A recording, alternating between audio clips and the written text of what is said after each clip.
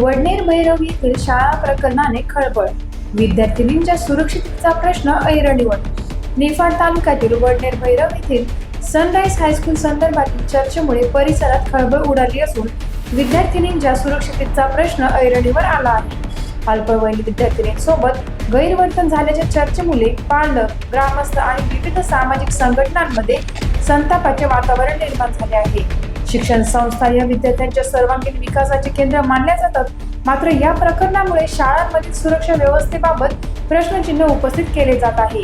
विद्यार्थिनी व महिला शिक्षकांमध्येही अस्वस्थता निर्माण झाल्याची चर्चा परिसरात सुरू आहे.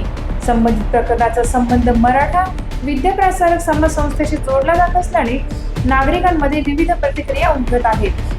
दरम्यान प्रकरणातील सत्यस्थिती अधिकृत चौकशी अंती समोर येत आवश्यक असल्याचे मत व्यक्त होत आहे.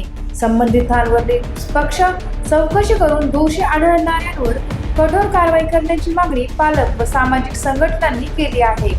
विद्यार्थ्यांच्या सुरक्षेसाठी शाळांमध्ये अधिक प्रभावी सुरक्षा उपाययोजना राबविण्याची मागणीही जोर धरत आहे. टाइम्स ऑफ महाराष्ट्रासाठी निफाड तालुका प्रतिनिधी उत्तम जाधव यांचा रिपोर्ट.